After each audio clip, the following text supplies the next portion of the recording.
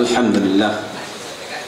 ধলাহার ইসলামী যুব সমাজ কল্যাণের উদ্যোগে প্রথমতম তাফসিরুল কোরআন ওয়াজ মাহফিলের মুহতারাম শ্রদ্ধাভাজন সুনামধন্য সভাপতি আমার সরাসরি ওস্তাদ, তিনি আমার ক্লাস নিতেন। হুজুর খুব ভালো ক্লাস নিতেন।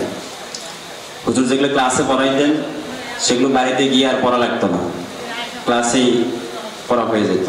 হযরত মাওলানা মুহাম্মদ ইসমাইল হোসেন হাফিজাহুল্লাহ আতাল্লাহু উমরাহু ওয়া বারাকাল্লাহু ফি হায়াতি, পড়েন আমিন। আজকের মাহফিলের প্রধান অতিথি জনাব ডক্টর ফজলুর রহমান সাইদ, বড় ভাই, আমাদের ছোট ভাই হিসেবে অনেক স্নেহ করেন। ভাইয়ের হায়াতুত তাইয়্যিবা সিহাতে কুল্লিয়া কামনা করছি, আল্লাহ রাব্বুল আলামিন কবুল করুন, পড়েন আমিন। আমার আগে কথা বলেছেন আমার অত্যন্ত শ্রদ্ধেয় শ্রদ্ধাভাজন, আমার অনেক পছন্দের মানুষ মাওলানা মুহাম্মদ ইব্রাহিম হোসেন হাফিজাহুল্লাহ। আল্লাহ রাব্বুল আলামিন ভাই যে কথাগুলো বলেছেন সেই কথাগুলোর উপর আমল করার তৌফিক দান করুন, পড়েন আমিন। আরো একটা পরিচয় আছে, যে পরিচয়টা হচ্ছে আপনাদের এলাকার সকলের পরিচিত একজন হুজুর ছিলেন, তিনি ইন্তেকাল করেছেন। চিনেন? সদভারণিয়া হুজুর সাহেব চিনেন? ওনার নাতি, খুব ভালো আলোচনা করেন, খুব জ্ঞানী মানুষ। আল্লাহ রাব্বুল আলামিনের তার হায়াতে বারাকা দান করুন, পড়েন আমিন। আপনারা সকলেই জানেন যে এটা হচ্ছে হুজুরের স্বপ্নের মাদ্রাসা, জানেন না? হ্যাঁ, জানা সত্ত্বেও আপনারা আপনাদের দায়িত্বহীনতার কারণে দেখা যাচ্ছে যে মাদ্রাসার ছাত্র খুঁজে পাওয়া যায় না। এরকমটা না? ছাত্র আছে মাদ্রাসায়, ছাত্রছাত্রীর অভিভাবকের বাড়িতে গিয়ে গিয়ে ছাত্র খোঁজা লাগে, এমনটা হওয়ার কথা ছিল না। আমাদের যে হুজুর ছিলেন তিনি থাকতে কি এরকমটা হতো? তিনি থাকলে কখনো এরকমটা হতো না। আপনাদের অভিভাবকের দায়িত্বহীনতার কারণে আজকে এরকমটা হচ্ছে। আমি স্বীকার করে নিচ্ছি কিছুটা সমস্যা আছে আমাদের মাঝে বা শিক্ষকদের মাঝে, এটা থাকবেই, এটা সকল প্রতিষ্ঠানে আছে। কিন্তু আপনারা আপনাদের অভিভাবকদের জায়গাটা ঠিক রাখেন, দায়িত্বশীল আচরণ করেন। আপনাদের সন্তানের ভবিষ্যৎ গড়ার জন্য এই মাদ্রাসা প্রতিষ্ঠা করেছেন হুজুর, তাই না? তো সেই মাদ্রাসাতে যদি আপনারা আপনাদের সন্তানদেরকে না দেন তাহলে কে পড়াশোনা করবে বলেন তো? ছাত্র দেওয়া লাগবে কিনা? কি ওই জয়পুরহাট থেকে এখানে এসে দিবে? আপনাদেরকে দিতে হবে। আপনারা এখান থেকে আজকে নিয়ত করে যান যে ভবিষ্যৎ আপনাদের প্রজন্মের যে ভবিষ্যৎ প্রজন্ম আসতেছে, এই প্রজন্মটা পুরোটাই আপনারা মাদ্রাসা ব্যাকগ্রাউন্ডের করবেন ইনশাআল্লাহ। এবং এই হুজুরের স্বপ্নের মাদ্রাসা থেকে, হুজুর যে মাদ্রাসা প্রতিষ্ঠা করে গেছেন, এই মাদ্রাসা থেকে আপনাদের যে সন্তান, আপনাদের যে সন্তানের ছেলে মেয়ে নাতিপুতি যেটাকে বলেন, এটাকে এই মাদ্রাসা থেকেই প্রথম প্রাথমিক শিক্ষা এখান থেকে নেওয়াবেন, পড়েন ইনশাআল্লাহ। পড়েন ইনশাআল্লাহ, পড়েন আরো জোরে পড়েন ইনশাআল্লাহ। হ্যাঁ, তো এটা আপনারা করবেন। আজকের মাহফিলের স্টেজে কেউ নাই, আমার সামনে বসা পিতৃতুল্য শ্রদ্ধাভাজন মুরব্বিয়ান এজম এবং যুগে যুগে আল্লাহর দিন কায়েমের প্রচেষ্টায় যারা আল্লাহ তাআলার দিন কায়েমের অগ্রসেনানীর ভূমিকা পালন করেছেন, আমার প্রাণ প্রিয় কলিজার টুকরা ছাত্র এবং যুবক ভাইয়েরা, পর্দার আড়াল থেকে শ্রবণরতা সম্মানিতা মা এবং বোনেরা, প্রাণ প্রিয় ধলাহারবাসী, আপনারা সবাই কেমন আছেন? আলহামদুলিল্লাহ। জোরে বলেন, আপনারা সবাই কেমন আছেন? আলহামদুলিল্লাহ। আলহামদুলিল্লাহ। আমরা তো সবাই ভালোই থাকি নাকি? মুমিনরা তো সবসময় ভালোই থাকে, ঠিক না? খারাপ থাকে আল্লামা সাইদের খনিরা, ঠিক না বেটি? খারাপ থাকে নিজামের খনিরা। কারণ আল্লাহ রাব্বুল আলামিন বলছেন, ইন্নাল আবরারা লাফি নাঈম ওয়া ইন্নাল ফুজ্জারা লাফি জাহিম। নেককাররা, মুমিনরা তো সব সময় আল্লাহর নিয়ামতের মধ্যে ডুবে থাকে। সুবহানাল্লাহ। নেককাররা কিসে থাকে? আল্লাহর নিয়ামতের মধ্যে ডুবে থাকে। তোমরা আল্লামা সাইদিকে দুনিয়া থেকে বিদায় করে দিয়ে তোমরা বাংলাদেশে থাকতে পারো না, ঠিক না? এই আল্লামা কোরআনের পাখিকে ভোলা যায়? বলা যায়? কোরআনের পাখি, তোমরা দেশ ছেড়ে চলে গেছো, তোমাদেরকে কেউ মনে রাখে না, কিন্তু আল্লামা সাইদিয়া কোরআনের পাখি দুনিয়া থেকে বিদায় হচ্ছে, কিয়ামত পর্যন্ত তার কথা এই বাংলার জমিনে হবে, ঠিক না বেটি? আমার কোরআনের পাখি তোমার মায়াবী আখি, কেমনে ভুলে থাকি পাখি রে, শোকে ভিজে যায় আখি। আমার কোরআনের পাখি তোমার মায়াবী আখি, কেমনে ভুলে থাকি পাখি রে, শোকে ভিজে যায় আখি, শোকে ভিজে যায় আখি। ও পাখি রে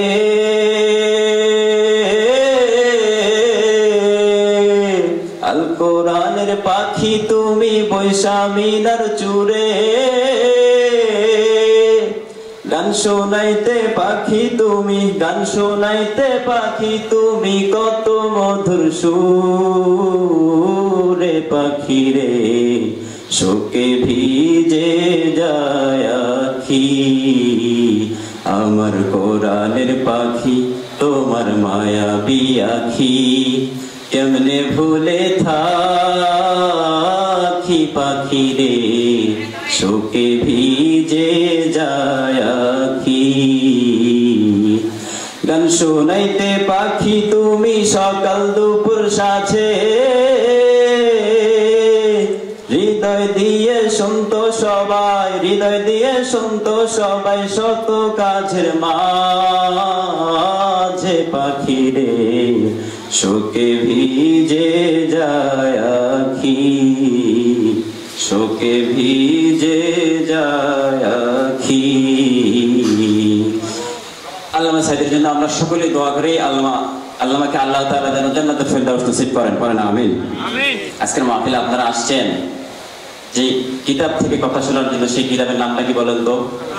জোরে বলেন। এই কিতাবে কোনো ভুল আছে? কোনো সন্দেহ আছে? কোনো সংশয় আছে? This is the book, the most authentic book in this world. There is no doubt about it. এই কোরআনের ভুল তো দূরের কথা, সন্দেহের অবকাশ পর্যন্ত নেই, বরং সুবহানাল্লাহ। কারণ আল্লাহ রাব্বুল আলামিন বলছেন, যালিকাল কিতাবু লা রাইবা ফীহি হুদাল লিল মুত্তাকিন। পড়েন আল্লাহু আকবার। আল্লাহ রাব্বুল আলামিন বলছেন, এটি এমন এক কিতাব যে কিতাবের মধ্যে সন্দেহের অবকাশ তো দূরের কথা। আল্লাহ রাব্বুল আলামিন বলছেন, এটি এমন এক কিতাব যে কিতাবের মধ্যে ভুল তো দূরের কথা, সন্দেহের অবকাশ পর্যন্ত নাই। সুবহানাল্লাহ। এই কোরআনকে হেফাজত করছেন কে? এই কোরআনকে হেফাজত করবেন কে? বলেন সবাই, এই কোরআনকে হেফাজত করছেন কে? আল্লাহ।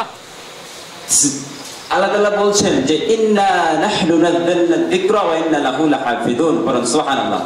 এই কোরআনকে হেফাজত করেছি আমি, এই কোরআনকে নাজিল করেছি আমি, আর এই কোরআনের হেফাজতের দায়িত্ব আমি নিজ আল্লাহ তাআলা। সুবহানাল্লাহ। কোরআনকে হেফাজত করছেন কে? আল্লাহ তাআলা। দুনিয়ার কোন অপসংস্কৃতি এই কোরআনে কোনো ক্ষতি করতে পারবে? বলেন, কোনো ক্ষতি করতে পারবে? দুনিয়ার কোন অপসংস্কৃতি, দুনিয়ার কোন অপসংস্কৃতি কোরআনে কোনো ক্ষতি করতে পারবে না। এজন্য সব সমস্যার সমাধান দিতে পারে আল কোরআন। সমাধান চাও যদি জীবনে মরণে, ফিরে যাও খুঁজে নাও চোখ রাখো কোরআনে। If you want the solution this dunya and akhirah, go back, have a look to the holy Quran. পড়েন সুবহানাল্লাহ। সব সময় চোখ রাখবো কোথায়? জোরে বলেন না, কোথায় চোখ রাখবো? কোথায়?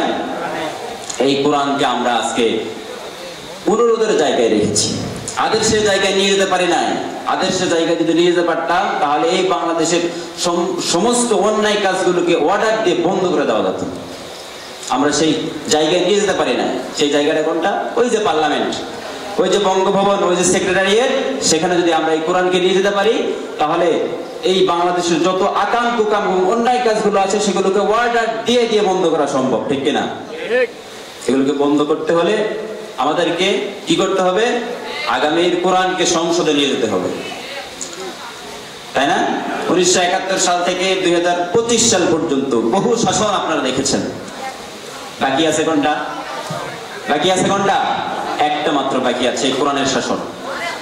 এই কোরআনের শাসন যখন বঙ্গভবন সেক্রেটারিয়েট সংসদ ভবনে যখন ঢুকবে, মাননীয় স্পিকার সাহেব যখন এই কোরআনের পক্ষে, হকের পক্ষে, সততার পক্ষে, হকের পক্ষে যখন আওয়াজ তুলবেন, এই আওয়াজ যখন প্রত্যেকটা বাংলাদেশের মানুষের জন্য তিনি অর্ডার দিয়ে তখন সৎ কাজগুলো করে নিতে পারবেন। ঠিক না ঠিক? এজন্য আগামীর কোরআনকে আগামী বাংলাদেশের সংসদে নিয়ে যেতে হবে। আপনারা রাজি আছেন? ইনশাআল্লাহ বলেন, বলেন ইনশাআল্লাহ, বলেন ইনশাআল্লাহ। আজকে আপনাদের এই খেদমতে আমি কোরআন কারীমের ছোট্ট একটি আয়াত তেলাওয়াত করেছি, পিতামাতার খেদমত দিয়ে। আমরা পিতামাতা ছাড়া পৃথিবীতে কেউ এসেছি? পিতামাতা ছাড়া কেউ কিন্তু পৃথিবীতে আসি নাই। পিতামাতার মাধ্যমে আল্লাহ তাআলা আমাদেরকে দুনিয়ায় পাঠিয়েছেন। সেই পিতামাতার সাথে কিরকম আচার আচরণ আমরা করব, কিরকম বিহেভিয়ার করব, কিরকম কথাবার্তা বলবো, এই বিষয়ে আল্লাহ রাব্বুল আলামিন কোরআনুল কারীমের মধ্যে সুন্দর একটি আয়াত নাজিল করে সুন্দর একটি গাইডলাইন দিয়েছেন। পড়েন সুবহানাল্লাহ। আল্লাহ রাব্বুল আলামিন কোরআনুল কারীমের মধ্যে বলছেন, ওয়াকালা রাব্বুকা আল্লা তা'বুদু ইল্লা ইয়্যাহু ওয়া বিল ওয়ালিদাইনি ইহসানা। পড়েন সুবহানাল্লাহ। আল্লাহ রাব্বুল আলামিন বলছেন, তোমাদের রবের পক্ষ থেকে ফয়সালা হয়েছে, তোমাদের রব তোমাদেরকে ফয়সালা দিচ্ছেন, তোমাদের রব তোমাদেরকে আদেশ দিচ্ছেন। কি আদেশ দিচ্ছেন? আল্লাহ তা'বুদু ইল্লা ইয়্যাহু, ইবাদত হবে, দাসত্ব হবে, গোলামি হবে একমাত্র আল্লাহ তাআলার। কার? ইবাদত হবে কার? গোলামি হবে কার? দাসত্ব হবে কার? কারণ আল্লাহ রাব্বুল আলামিন বলছেন, ওয়া মা খালাকুতুল জিন্না ওয়াল ইনসা ইল্লা লিয়াবুদুন। পড়েন সুবহানাল্লাহ। I did not create the mankind and jinkind except my worship. আল্লাহ রাব্বুল আলামিন বলছেন, আমি জিন জাতি এবং মানব জাতিকে সৃষ্টি করেছি, আমি জিন জাতি এবং মানব জাতিকে সৃষ্টি করেছি একমাত্র আমি আল্লাহ তাআলার ইবাদত করার জন্য। পড়েন সুবহানাল্লাহ। আমাদেরকে সৃষ্টি করা হয়েছে কিসের জন্য? ক্লিয়ার? ভেজাল আছে? আমাদেরকে সৃষ্টি করা হয়েছে কিসের জন্য?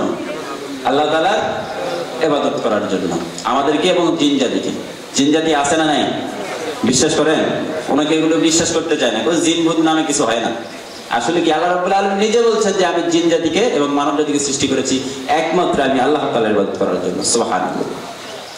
তো আল্লাহ রাব্বুল আলামিন বলছেন, ওয়া মা খালাকুতুল জিন্না ওয়াল ইনসা ইল্লা লিয়াবুদুন। পড়েন সুবহানাল্লাহ। আমি জিন জাতি এবং মানব জাতিকে সৃষ্টি করেছি একমাত্র আমি আল্লাহ তাআলার ইবাদত করার জন্য। এরপরে আল্লাহ রাব্বুল আলামিন বলছেন, ওয়া কাদা রাব্বুকা আল্লা তা'বুদু ইল্লা ইয়্যাহু ওয়া বিল ওয়ালিদাইনি ইহসানা। আল্লাহ রাব্বুল আলামিন বলছেন, তোমাদের রবের পক্ষ থেকে ফয়সালা হয়েছে, তোমাদের রব তোমাদেরকে আদেশ দিচ্ছেন। কি আদেশ দিচ্ছেন? আল্লা তা'বুদু ইল্লা ইয়্যাহু ওয়া বিল ওয়ালিদাইনি ইহসানা। আমি তোমরা বান্দারে, তোমরা আমার ইবাদত করার পরে, তোমরা আমার দাসত্ব করার পরে, আমার আনুগত্য করার পরে তোমরা যাদের চাইতে সবচাইতে উত্তম, সবচাইতে ভালো, সবচাইতে উত্তম আচরণ করতে করবা সেটা হচ্ছে ওয়াবিল ওয়ালিদাইনি ইহসানা, তোমার পিতা এবং, বলেন, তোমার পিতা এবং মাতার সাথে। আল্লাহ রাব্বুল আলামিন বলছেন, আমার ইবাদত করার পরে তোমরা যাদের সাথে সবচাইতে সুন্দরতম আচরণ করবা তারা হচ্ছে তোমাদের পিতা এবং মাতা। সুবহানাল্লাহ। পিতা মাতার সাথে সবচাইতে সুন্দর আচরণ করতে হবে, সবচাইতে ভালো আচরণ, সবচাইতে উৎকৃষ্টতম আচরণ পিতা মাতার সাথে করতে হবে। এরপর আল্লাহ রাব্বুল আলামিন বলছেন, আমার স্পেশাল ফয়সালা হচ্ছে দুইটা। কয়টা? আল্লাহ রাব্বুল আলামিন বলছেন, আমার স্পেশাল ফয়সালা হচ্ছে দুইটা। এক নম্বর ফয়সালা হচ্ছে ইবাদত হবে আমি আল্লাহ তাআলার। কার ইবাদত হবে? কার ইবাদত হবে? আমি আল্লাহ তাআলার। আর দুই নম্বর স্পেশাল ফয়সালা হচ্ছে ইহসান হবে পিতামাতার। কার? ইহসান হবে পিতামাতার। এক নম্বরে ইবাদত হবে আল্লাহ তাআলার, আর দুই নম্বরে ইহসান হবে পিতামাতার। এই ইহসানটা কি করে করতে হয় সেটা আল্লাহ রাব্বুল আলামিন বলছেন। আল্লাহ রাব্বুল আলামিন বলছেন, ইম্মা ইয়াবলুগান্না ইনদাকাল কিবারা আহাদুহুমা আও কিলাহুমা ফালা তাকুল লাহুমা উফ। আল্লাহু আকবার। আল্লাহ রাব্বুল আলামিন বলছেন, আব্বা আম্মা একজন কিংবা দুইজন যখন তারা বার্ধক্যে উপনীত হয়ে যায়, যখন তারা বয়সে পৌঁছে যায়, খবরদার তাদের সঙ্গে তুমি নাক ছিটকায় কথা বলতে পারবা না। কার কথা? কে বলছেন? কার কথা? আল্লাহ রাব্বুল আলামিন বলছেন তোমার আব্বা অথবা আম্মা যখন বার্ধক্যে উপনীত হয়ে যায়, যখন বৃদ্ধ হয়ে যায়, বয়সে উপনীত হয়ে যায়, তখন তুমি নাক ছিটকায় তাদের সাথে কথা বলতে পারবে না। কার কথা? আল্লাহ রাব্বুল আলামিন বলছেন তোমার আব্বা যখন অসুস্থ হয়ে বিছানায় শুয়ে পড়ে যায়, বিছানায় প্রস্রাব করে, বিছানায় পায়খানা করে দেয়, তখন সেগুলো পরিষ্কার করতে যেন তুমি উফ শব্দটুকু না বলো। এখানে আল্লাহ রাব্বুল আলামিন উফ শব্দের ব্যবহার করেছেন। আচ্ছা, উফ শব্দের শাব্দিক অর্থ তাফসীরে এভাবে এসেছে, এই যে আঙ্গুলের মধ্যে আঙ্গুল ঢুকে দিয়ে চাপ দিলে একটা মট করে আওয়াজ হয় না? আওয়াজ হয়? এই যে মট করে একটা আওয়াজ হয়, টাস করে ছোট্ট একটা হালকা ব্যথা লাগে। আল্লাহ তাআলা এই আওয়াজটাকে বুঝিয়েছেন যে তুমি তোমার পিতামাতার সেবা করতে গিয়ে, তোমার আব্বা আম্মা যখন বিছানায় শুয়ে থাকে সেই অবস্থায় তাদের সেগুলো পরিষ্কার করতে গিয়ে তুমি যেন এরকম নগের মতো এরকম আওয়াজ যেন তাদের সঙ্গে বিরক্ত ভাবে না করো। কত বড় কঠিন কথা দেখছেন, কত বড় কঠিন কথা। আল্লাহ রাব্বুল আলামিন এদের বিষয়ে বলছেন যে তোমরা তোমাদের আঙ্গুলের মধ্যে আঙ্গুল চাপ দিলে যেরকম আওয়াজ হয়, এরকম আওয়াজটাও যেন তোমরা তোমাদের পিতামাতার খেদমত করার সময় বিরক্ত ভাব করে এরকম যেন আওয়াজ মুখ দিয়ে না বের করো। মানে কতটা কঠিনতম কথা হলে এরকমটা বলতে পারে, কতটা কঠিন। তোমাদের আব্বা আম্মার প্রতি তোমরা ইহসান করো। এরপর আল্লাহ রাব্বুল আলামিন বলছেন ওয়ালা তানহারহুমা, তাদেরকে ধমক দিও না। আমাদের অনেকের এলাকার ছেলেপেলে আছে, ইয়াং জেনারেশন, দেখবেন এলাকার লোকদের সঙ্গে যখন কথা বলে, বন্ধু বান্ধবের সঙ্গে যখন কথা বলে, তখন সুন্দর ভাষায় কথা বলে, কিন্তু ঘরে ঢুকলেই মারে গালি দেয়। এরকম আছে না নাই? আছে না নাই? কি যে একটা অবস্থা দেখবেন, বর্তমান সমাজে টিকটক প্রতিবন্ধী জন্ম নিচ্ছে, সেলফি প্রতিবন্ধী হচ্ছে, সারাদিন দেখবেন মোবাইল নিয়ে ব্যস্ত, মোবাইলের screen addicted, mobile addiction. Mobile এসে দেখবেন যে পড়াশোনার কোনো বালাই নেই, সারাদিন কি পড়াশোনা করছে নিজেও জানে না। কতজন বিজ্ঞানী তৈরি হয়েছে বলেন তো বাংলাদেশ থেকে? হয় না যে সারা জীবন পড়াশোনা করছে, বাইরের দেশগুলো থেকে বড় বড় ডিগ্রি নিয়ে আসতেছে এবং দেশে এসে বলছে আল্লাহ বলতে কেউ না। এই আপনি সার্টিফিকেট কি করবেন? দাম আছে? কোনো দাম আছে? তো এই মোবাইল এসে একদম আপনাদের যে ভবিষ্যৎ প্রজন্মটা আসতেছে টিকটক প্রতিবন্ধী হিসেবে জন্ম নিচ্ছে, এটা সেলফি প্রতিবন্ধী হিসেবে জন্ম নিচ্ছে। মোবাইল এসে পড়াশোনার সব শেষ। মোবাইল আসিল কি দোলা লাগিল, পড়াশোনায় মন বসে না। আরে মোবাইল আসিল কি দোলা লাগিল, পড়াশোনায় মন বসে না। রাত 12টার পরে টুনি যখন ফোন করে, দু চোখেতে ঘুম আসে না। রাত 12টার পরে টুনি যখন ফোন করে, দু চোখেতে ঘুম আসে না। রাত জাগিয়া ফোন চেট করিয়া, রাত জাগিয়া ফোন চেট করিয়া, ফজরের নামাজে ঘুম ভাঙ্গে না। মোবাইল আসিল কি দোলা লাগিল, পড়াশোনায় মন বসে না। ঠিক না বেটি? ঠিক না? ঠিক না বেটি? মোবাইল আসিল কি দোলা লাগিল, পড়াশোনায় মন বসে না। মোবাইলের ঠেলা, প্রেম প্রীতির জ্বালা, এখন আর পার্কে যাওয়া লাগে না। মোবাইলের ঠেলা, প্রেম প্রীতির জ্বালা, এখন আর পার্কে যাওয়া লাগে না। বিছানায় বসিয়া কানে ফোন লাগায়া, ঠিক না? বিছানায় বসিয়া কানে ফোন লাগায়া কয় মোরে সোনা বন্ধু হইল না। আছে না নাই? মোবাইল আসিল কি দোলা লাগিল, পড়াশোনায় মন বসে না। রে মোবাইল আসিল কি দোলা লাগিল, পড়াশোনায় মন বসে না। ঠিক কিনা? আমরা যে আয়াত গেছিলাম, আল্লাহ রাব্বুল আলামিন এর পরের আয়াতে বলছেন ওয়াকফিদ লাহুমা দানাহাযুল্লি মিনার রাহমাতি ওয়া কুর রাব্বিরহামহুমা কামা রাব্বায়ানি সাগীরা। পড়েন আল্লাহু আকবার। আল্লাহ রাব্বুল আলামিন বলছেন তাদের জন্য রহমতের ডানা বিছিয়ে দাও। তোমার যতগুলো ক্ষমতা আছে এই ক্ষমতা তোমার একটা ডানা, তোমার সম্পদ একটা ডানা, তোমার সন্তান একটা ডানা, তোমার সম্পদ একটা ডানা, তোমার এরকম যতগুলো ডানা আছে সবগুলো ডানা তোমার পিতামাতার উপরে বিছিয়ে দাও। পড়েন সুবহানাল্লাহ। আল্লাহ রাব্বুল আলামিন বলছেন ওয়াকফিদ লাহুমা দানাহাদ দুল্লি মিনার রাহমাতি ওয়া কুর রাব্বিরহামহুমা কামা রাব্বায়ানি সাগীরা। আল্লাহু আকবার। আল্লাহ রাব্বুল আলামিন বলছেন তাদের জন্য তোমার যতগুলো রহমতের ডানা আছে সবগুলো ডানা তাদের উপরে বিছিয়ে দাও। সুবহানাল্লাহ। আর আব্বা আম্মা একজন কিংবা দুইজন যখন তারা ইন্তেকাল করে দুনিয়া থেকে বিদায় নিয়ে নেয়, যখন তারা মৃত্যুবরণ করে দুনিয়া থেকে চলে যায়, আব্বা আম্মা একজন কিংবা দুইজন যখন তারা দুনিয়া থেকে বিদায় নিয়ে নেয়, কবরের সামনে গিয়ে চোখের পানি ছেড়ে পড়তে আরম্ভ করো রব্বিরহামহুমা কামা রাব্বায়ানি সাগীরা। আবার পড়েন, সকলেই পড়েন রব্বিরহামহুমা কামা রাব্বায়ানি সাগীরা।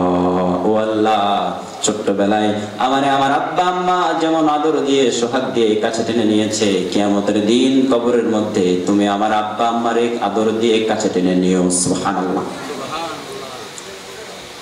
আদর দিয়ে কাছে টেনে নিও, সোহাগ দিয়ে তাদের কোনো কষ্ট দিও না, তাদেরকে কবরে কোনো আযাব দিও না, তাদেরকে কোনো শাস্তি দিও না।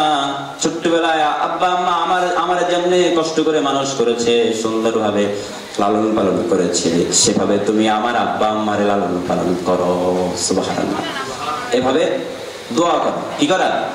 আল্লাহর কাছে দোয়া করা। দুনিয়ার সব পীর সাহেবরা মিলে যদি, দুনিয়ার সব আলেমরা মিলে যদি, দুনিয়ার সব হুজুররা মিলে যদি একটা গ্লাসের পানির মধ্যে ফু দেয়, আর আপনার আব্বা অথবা আপনার মা যদি একটা গ্লাসের মধ্যে শুধু বিসমিল্লাহ বলে ফু দেয়, আল্লাহর কসম করে বলি, ওয়াল্লাহি, আল্লাহর কসম, আপনার জন্য আপনার পিতামাতার বিসমিল্লাহ বলা যে গ্লাসের পানির মধ্যে ফু দেওয়া, ওইটাই আপনার জন্য মুস্তাজাবুদ দাওয়া। সুবহানাল্লাহ। দুনিয়ার সব হুজুরের দোয়া মিস হয়ে যেতে পারে, দুনিয়ার সব আলেমের দোয়া মিস হয়ে যেতে পারে, দুনিয়ার সব হুজুররা, সব আলেমরা, যত বুজুর্গান আছে, যত পীররা আছে, সব পীরদের দোয়া মিস হয়ে যেতে পারে, কিন্তু আব্বা আম্মার দোয়া সন্তানের জন্য কখনো মিস হবে না। সুবহানাল্লাহ। এটা কখনোই মিস হবে না। বিশ্বনবী সাল্লাল্লাহু আলাইহি ওয়াসাল্লাম মিম্বরের প্রথম স্টেপে পা দিলেন, বললেন আমিন। দ্বিতীয় স্টেপে পা দিলেন, তখনও বললেন আমিন। তৃতীয় স্টেপে যখন পা দিলেন তখনও বললেন আমিন। সাহাবীরা জিজ্ঞেস করলেন, ইয়া রাসূলুল্লাহ, ইয়া হাবিবাল্লাহ, তিনবার আমিন বললেন কেন? আমরা তো বুঝলাম না। বিশ্বনবী সাল্লাল্লাহু আলাইহি ওয়াসাল্লাম বললেন, আমি যখন মিম্বরের প্রথম স্টেপে পা দিলাম, হঠাৎ করে ফেরেশতা জিবরাইল আমার কানে কানে এসে বললেন, ইয়া রাসূলুল্লাহ, ইয়া হাবিবাল্লাহ, রমজান মাস পেয়ে যে ব্যক্তি জান্নাত কামাই করে নিতে পারলো না, সে ব্যক্তি ধ্বংস হোক। তখন আমি বললাম আমিন। আবার যখন দ্বিতীয় স্টেপে পা দিলাম, আবার ফেরেশতা জিবরাইল আমিন আমাকে এসে বললেন, ইয়া রাসূলুল্লাহ, ইয়া হাবিবাল্লাহ, পিতামাতা জীবিত পেয়ে যে ব্যক্তি জান্নাত কামাই করে নিতে পারলো না, সে ব্যক্তিও ধ্বংস হয়ে যাক। তখন আমি বললাম আমিন। এবং তৃতীয় স্টেপে যখন পা দিলাম, তখন ফেরেশতা জিবরাইল আমিন আমাকে এসে বললেন, ইয়া রাসূলুল্লাহ, আপনার নাম শুনে যে দরুদ পড়লো না, ওই ব্যক্তি ধ্বংস হোক। তখন আমি বললাম আমিন। পড়েন সাল্লাল্লাহু আলাইহি ওয়াসাল্লাম, পড়েন সাল্লাল্লাহু আলাইহি ওয়াসাল্লাম। তার মানে পিতামাতা জীবিত থাকা অবস্থায় জান্নাত কামাই করে নিতে হবে, ঠিক না? নাহলে তার জন্য কি ধ্বংস, তার জন্য কি, তার জন্য ধ্বংস হয়ে যাবে। ঈশ্বরই বলতে, কার কথা এটা? আমি সাকিব মাহমুদের কথা না আমার আব্বা আব্দুল সালাম মাস্টারের কথা? কার কথা? বিশ্বনবীর কথা। কার কথা? বিশ্বনবী সাল্লাল্লাহু আলাইহি ওয়াসাল্লামের দরবারে এক সাহাবী এসে বললেন, ইয়া রাসূলুল্লাহ, ইয়া হাবিবাল্লাহ, পৃথিবীর সবচেয়ে ভালো আমল, পৃথিবীর সবচেয়ে উৎকৃষ্টতম উত্তম আমল আমাকে বলে দেন। বিশ্বনবী সাল্লাল্লাহু আলাইহি ওয়াসাল্লাম তিনটি শব্দ বললেন। কয়টা? আপনারা কথা বলেন না। কয়টা? সবাই বলেন না কয়টা? তিনটি কথা বললেন। এক নম্বরে বিশ্বনবী সাল্লাল্লাহু আলাইহি ওয়াসাল্লাম বললেন, as-salatu fi waqtiha, সময় মতো নামাজ পড়া। কি পড়া? সময় মতো নামাজ পড়া। এটা হচ্ছে পৃথিবীর সবচেয়ে ভালো আমল। সুবহানাল্লাহ। দুই নম্বরে বিশ্বনবী সাল্লাল্লাহু আলাইহি ওয়াসাল্লাম বললেন বিররুল ওয়ালিদাইন, পিতামাতার খেদমত করা হচ্ছে এটাও পৃথিবীর সবচেয়ে ভালো আমল, সুবহানাল্লাহ। আর তিন নম্বরে যে কথাটা বললেন বিশ্বনবী সাল্লাল্লাহু আলাইহি ওয়াসাল্লাম বললেন আল জিহাদু ফি সাবিলিল্লাহ, আল্লাহু আকবার। তিন নম্বরে বিশ্বনবী সাল্লাল্লাহু আলাইহি ওয়াসাল্লাম বললেন, তিন নম্বরে বললেন আল জিহাদু ফি সাবিলিল্লাহ, আল্লাহর রাস্তায় জিহাদ করা হচ্ছে পৃথিবীর সবচেয়ে ভালো আমল, সুবহানাল্লাহ। তার মানে পৃথিবীর সবচেয়ে ভালো আমলের মধ্যে পিতামাতার খেদমত আছে না নাই? আছে না নাই? পিতামাতার খেদমত করবেন ইনশাআল্লাহ, করেন ইনশাআল্লাহ।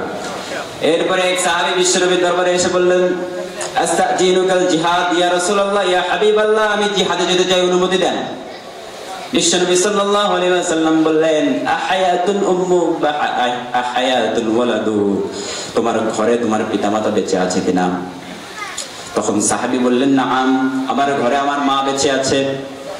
বিশ্বনবী বললেন ফাফিহিমা ফাজাহিদ, যাও তোমার ঘরে চলে যাও, ঘরে বসে তোমার মাতার তোমার মায়ের খেদমত করা শুরু করে দাও, ঘরে বসেই তুমি জিহাদের সওয়াব পেয়ে যাবা, সুবহানাল্লাহ। বিশ্বনবী সাল্লাল্লাহু আলাইহি ওয়াসাল্লাম বলছেন যে এক ব্যক্তি জিহাদে যেতে যাচ্ছে, জিহাদের ময়দানে যেতে যাচ্ছে, সে প্রস্তুত, কিন্তু তার মা তার ঘরে আছে। বিশ্বনবী বললেন যে তোমার মায়ের খেদমত করো, তোমাকে জিহাদে যাওয়া লাগবে না, সেখানেই তোমার জান্নাত, সুবহানাল্লাহ। এজন্য বিশ্বনবী সাল্লাল্লাহু আলাইহি ওয়াসাল্লাম বলছেন তোমাদের প্রত্যেকের ঘরে দুইটা করে জান্নাত। কয়টা করে? তোমাদের প্রত্যেকের ঘরে দুইটা করে জান্নাত। একটা ঘরের নাম, একটা জান্নাতের নাম হচ্ছে আল আব, মানে তোমার আব্বা, আর একটা জান্নাতের নাম হচ্ছে উম্মু, মানে তোমার মা। দুইটা জান্নাতের যদি খেদমত করো আল্লাহ রাব্বুল আলামিন 8টা জান্নাতের দরজা খুলে দিবেন, সুবহানাল্লাহ। এই দুইটা জান্নাত যদি আপনারা নিতে চান, পিতামাতার খেদমত করেন, আল্লাহ রাব্বুল আলামিন 8টা জান্নাতের দরজা খুলে দিবেন, পড়েন সুবহানাল্লাহ। এরপরে বিশ্বনবী বলছেন রিদার রাব্বি ফি রিদাল ওয়ালিদ ওয়া সাখাতুহু ফি সাখাতিল ওয়ালিদ, পিতামাতা যদি সেই সন্তানের উপর সন্তুষ্ট হয়ে যায়, আল্লাহ রাব্বুল আলামিন সেই বান্দার উপর সন্তুষ্ট হয়ে যায়, সুবহানাল্লাহ। পিতামাতা, ধরেন যে আপনার সন্তানের উপর আপনি খুশি, আপনি একজন পিতা, দায়িত্ববান পিতা, দায়িত্বশীল পিতা, আপনি একজন ভালো মানের পিতা এবং আপনার স্ত্রী হচ্ছে ভালো মানের মাতা। আপনারা আপনাদের সন্তানের উপর সন্তুষ্ট, তার কাজে, তার আচার আচরণে, তার চলাফেরায় আপনারা আপনাদের সন্তানের উপরে কি সন্তুষ্ট, খুশি, ভালো। এমনটা যদি হয় তো বিশ্বনবী সাল্লাল্লাহু আলাইহি ওয়াসাল্লাম বলছেন রিদার রাব্বি ফি রিদাল ওয়ালিদ ওয়া সাখাতুহু ফি সাখাতিল ওয়ালিদ। বিশ্বনবী সাল্লাল্লাহু আলাইহি ওয়াসাল্লাম বললেন যদি কোন অভিভাবক তার ছেলে মেয়েদের প্রতি খুশি হয়ে যায়, আল্লাহ রাব্বুল আলামিন নিজেই খুশি হয়ে যায়, সুবহানাল্লাহ। আল্লাহ রাব্বুল আলামিন সেই সন্তানের উপর খুশি হয়ে যায়। এজন্য সন্তানের প্রতি আপনারা সবসময় খুশি থাকবেন। এরপরে বিশ্বনবীর শালিকা, কি নাম বলেন তো? বলতে পারবেন কেউ? বিশ্বনবীর শালিকা নাম জানেন? আসমা বিনতে আবি বকর। কি নাম? আসমা বিনতে আবি বকর। আসমা, সংক্ষেপে আমরা আসমা বলি আর কি। তো এই আসমা, উনি মুমিনা, কিন্তু ওনার মা হচ্ছে মুশরিকা। ওনার মা কি? মুশরিকা, ঈমান আনে নাই, শিরক করে, আর উনি তো মুসলিম।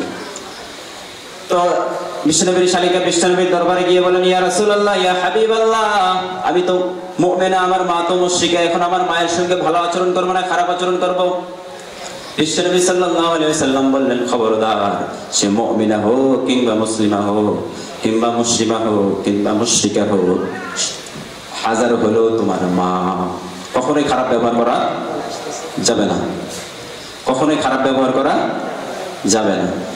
আমার সময় মনে হয় শেষের দিকে আসছে, আমি একটু মধ্যে শেষ করে দেবো। হ্যাঁ, এরপরে বিশ্বনবী সাল্লাল্লাহু আলাইহি ওয়াসাল্লাম বললেন তিনটি জিনিসের দিকে তাকালেই সওয়াব হয়। নারায়ে তাকবীর, নারায়ে তাকবীর, আল্লাহু আকবার, নারায়ে রিসালাহ। ইয়া রাসূলুল্লাহ, আজকের মাহফিল কবুল হোক, কবুল হোক। নারায়ে তাকবীর, দ্বিতীয় বক্তার আগমন, দ্বিতীয় বক্তার আগমন, নারায়ে তাকবীর। আলহামদুলিল্লাহ, দ্বিতীয় মেহমান চলে আসছে। ভাইয়ের কিছু বয়ান সংক্ষিপ্ত আকারে শেষ করবে। আপনারা যারা এদিক সেদিক ঘোরাফেরা করতেছেন, মাহফিলের স্টেজে বসে যান। শেষ করছি।